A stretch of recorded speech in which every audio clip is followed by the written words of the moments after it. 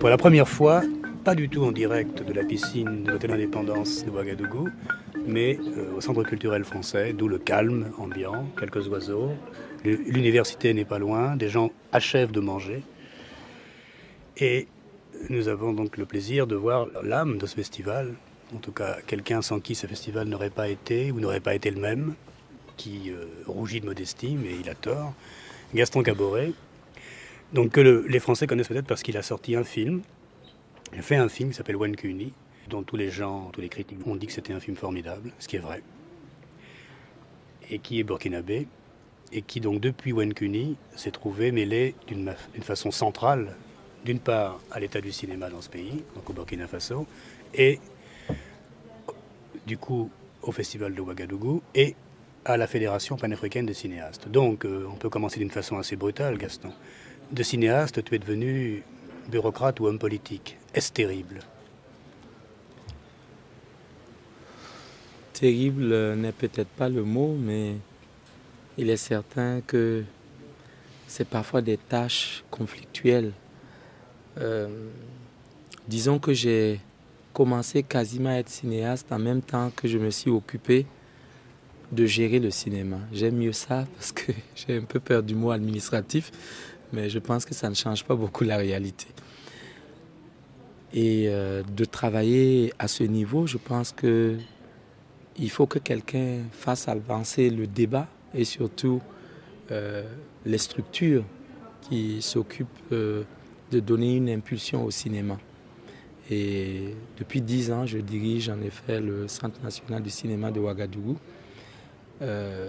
Est-ce que je peux dire que si je n'avais pas eu cette fonction, j'aurais fait plus de films? Les statistiques du cinéma africain m'interdisent de le dire. J'ai fait un film il y a 5 ans et tout compte fait, c'est le rythme de tous les réalisateurs africains.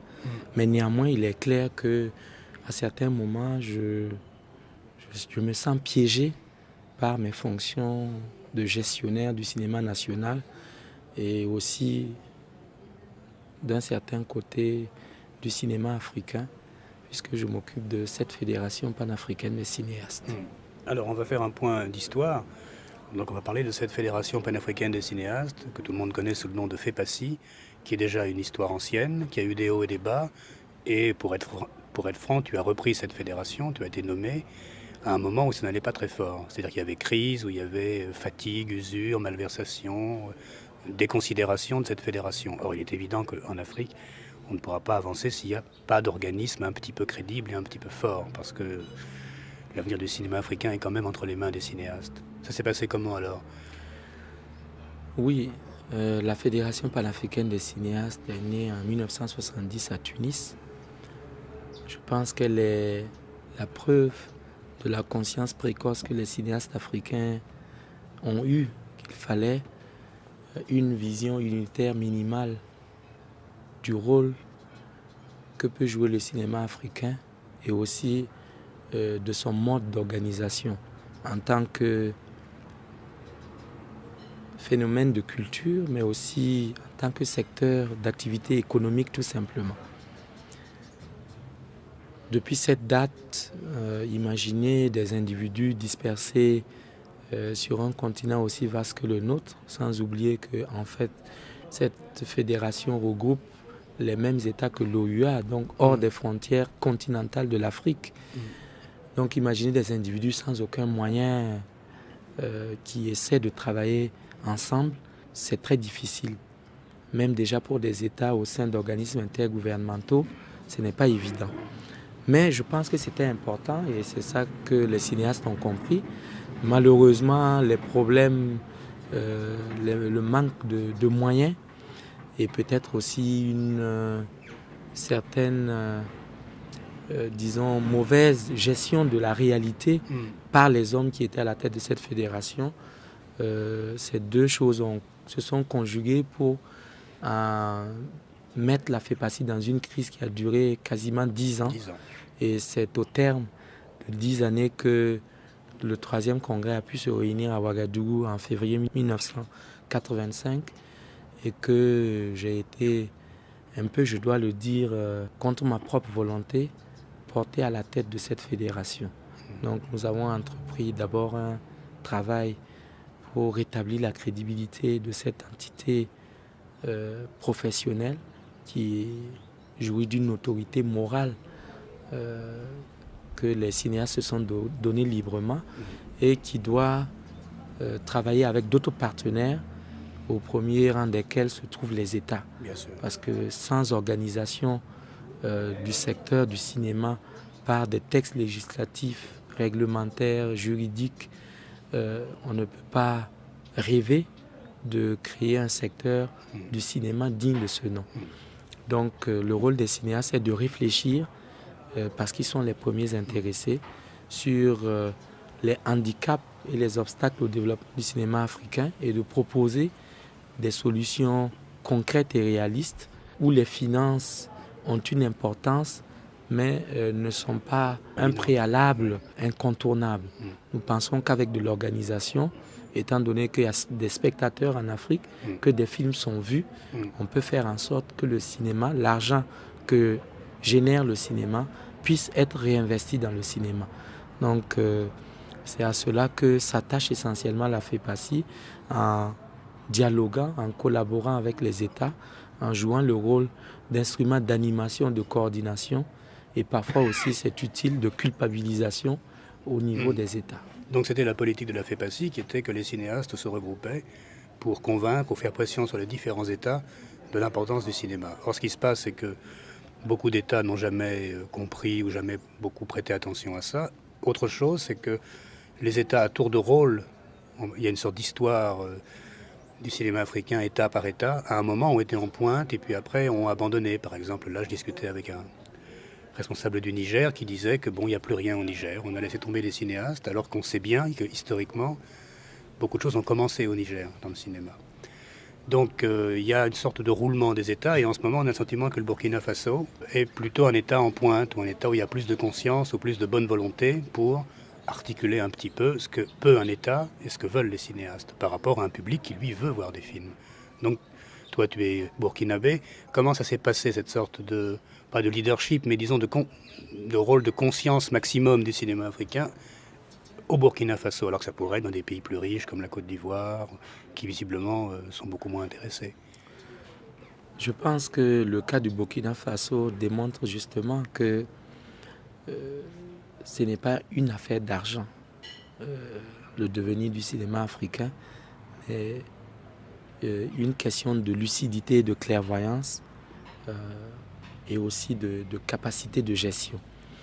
Et l'histoire du cinéma au Burkina Faso a commencé de façon significative en 1970, quand, après une querelle entre l'État voltaïque à l'époque et les compagnies exploitatrices des salles de cinéma dans notre pays, ils se sont confrontés sur un problème de taxation, donc au niveau du cinéma. Et c'est par souveraineté en quelque sorte que les autorités de l'époque ont décidé de nationaliser la distribution et l'exploitation.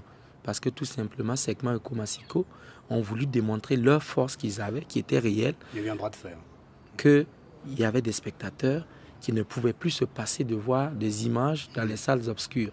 Donc ils ont voulu fermer les salles pour créer un remous social, en tout cas au niveau des villes où il y avait des salles de cinéma. Et l'État n'a pas pu supporter cela et a pris cette décision d'ordre politique. Et peut-être même à cette époque, il n'y avait pas encore une vision organisationnelle vraiment construite du cinéma. Mais c'est comme ça aussi que se construit l'histoire, avec des à-coups. Et depuis cette époque, immédiatement, après la création de la Société nationale de distribution et d'exploitation avec monopole, on a créé le fonds de soutien au cinéma. Ce qui explique que le cinéma au Burkina a une longueur d'avance sur le reste des pays. Le fait qu'il y a eu des textes qui ont été pris et qui ont un effet permanent, alors qu'ailleurs on a produit des films, mais sans aucun soubassement organisationnel. Et c'est ça aussi qui fait que c'est fragile. Et qu'au Niger, où on produisait effectivement pas mal de films, on ne produisait rien aujourd'hui. Parce qu'il y a eu des énergies individuelles qui ont lutté pour faire des films sans que réellement il y ait un environnement stimulant qui ait été mis en place. Alors au Burkina aujourd'hui, avec ce fonds de soutien qui a financé quasiment le budget du Centre national de production de films, qui a pu acheter du matériel, et il n'y a pas un film qui a été tourné au Burkina sans l'intervention de ce centre de production, sous forme de prestations de techniciens et de prestations de matériel à titre gracieux dans la quasi-totalité des cas. Et vous avez par exemple même aidé le film de Souleymane Cissé, bien sûr, un film malien. Oui, de Main dans dos également, puisque c'est une coproduction avec le Burkina. Mais effectivement, sur celui de Souleymane Cissé, nous avons envoyé 4 techniciens, la caméra 35 mm BL2, une voiture de production. Donc et le camion Sinafrique. Et le camion de Sinafrique qui est quand même loué, alors que le matériel dont j'ai parlé appartient au Centre national de production et a été donné en guise de participation à Souleymane Cissé contre des droits d'exploitation du film au Burkina.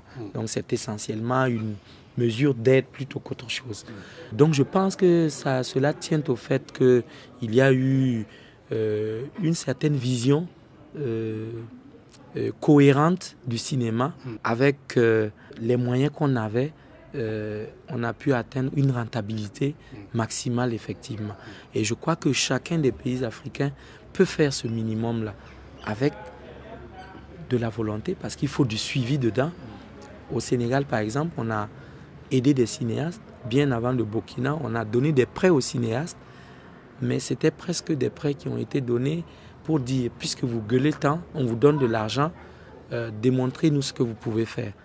Et évidemment, sans qu'il y ait vraiment une sorte de vue à distance de ce que ça pouvait donner.